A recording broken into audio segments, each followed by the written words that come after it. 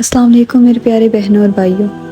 आज वो दौर जा रहा है जिसमें कोई भी इंसान किसी टेंशन या परेशानी से खाली नहीं। जिसे देखें, जिसे मिले, वो अपना दुख दर्द सुना रहा होता है। आखिर ये सब क्यों है?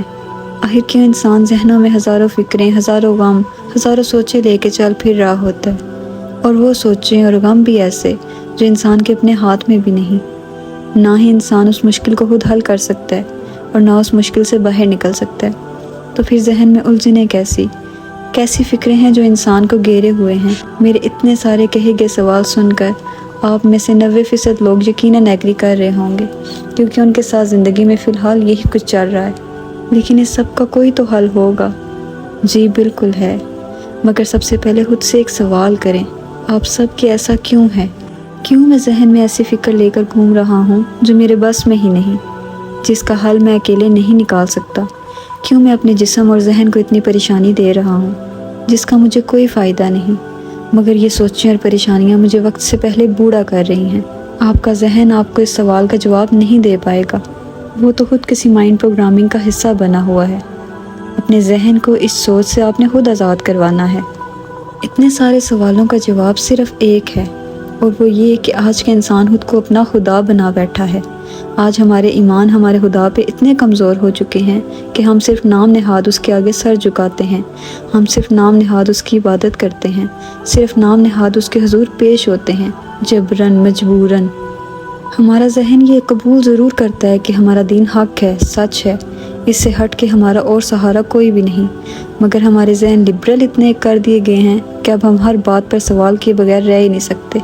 जैसा कि मैं लड़की हूँ तो लिबरल लड़कियों की ज़ुबान से बात शुरू करती हूँ। आप में से शायद कईयों को बुरी भी लगे, मगर हकीकत बदल नहीं जाती हम ज़रा बराबर इंसान के कुछ कह देने से।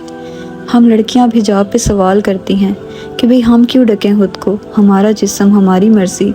मर्दों के मुकाबले में आने की कोशिश करती हैं। हम अपने जहनों में ख़ुद को मर्दों से ऊपर जगह देकर खुश बैठी हुई हैं, जबकि हमारे पैदा करने वाले ने तो हमें ऐसी कोई जगह नहीं दी। उसने तो मर्दों को कुरान में 2 हिस्से जबकि औरत को 1 हिस्सा दिया है। तो हम कौन होती हैं इनके बराबर 2 हिस्से लेने वाली? अल्लाह ने औरतों को अलग मुकाम दिया है, उनके हवाले घर की हुकूमत दी है, उन्हें घरों की मलका बनाया है।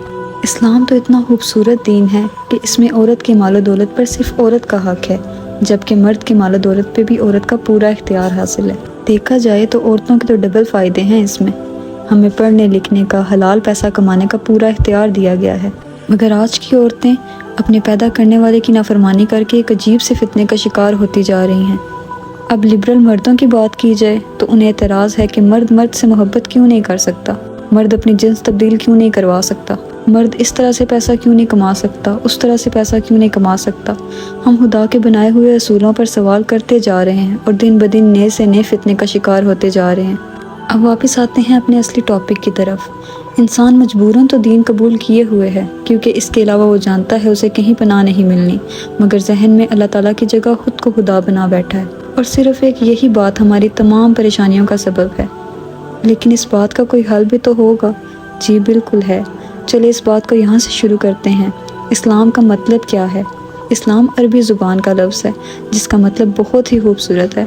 खैर मुझे तो इसका मतलब बहुत पसंद है, जो कि ये है सर तस्लीम हम कर देना।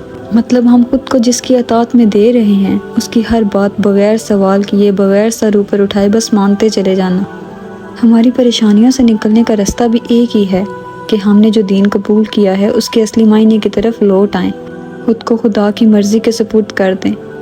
आप खुद गौर करें यहाँ एक बात पर कि वो खुदा जो कहता है कि मैं अपने बंदे से 70 माओं से ज़्यादा प्यार करता हूँ, क्या उसकी कही हुई कोई भी बात, बनाया हुआ कोई भी असूल उसके बंदे के हक़ से बाहर हो सकता है? कभी भी नहीं। मेरा ईमान है इस बात पर कि अल्लाह ताला का कोई भी असूल इंसान के हक़ के ख़िलाफ़ नहीं हो सकता। बस बात यकीन की है कि आपको अपने पैदा करने वाले पे यकीन कितना है। क्या जिसने हमें पैदा किया है वही नहीं जानता कि इस बंदे के लिए क्या अच्छा है और क्या बुरा? ऐसा तो नहीं हो सकता ना। आजकल एक आम साइंटिस्ट भी कोई चीज़ ईजाद करे तो उसे उसके हर पॉजिटिव और नेगेटिव पहलू का इल्म होता है, तो वो तो फिर इस पूरी कायनात का पैदा करने वाला है। उसे मालूम है कि शराब पीने से हमारे जिस्म को क्या नुकसान होगा। वो जानता है नाप तोल में कमी करने से उसके दूसरे बंदे का हक मारा जाएगा, जिससे माशरे में नाइत्तेफाकी बढ़ेगी और झगड़े होंगे। वो हमें इस चीज़ से रोककर एक खूबसूरत माशरा देना चाहता है।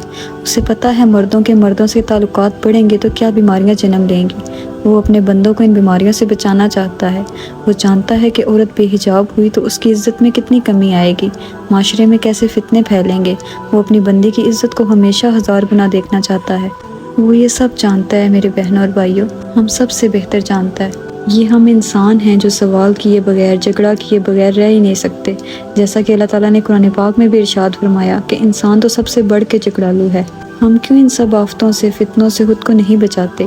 ہم کیوں اپنے اللہ سے دوستی نہیں کرتے؟ ہم کیوں اس کی طرف پہلا قدم نہیں بڑھاتے؟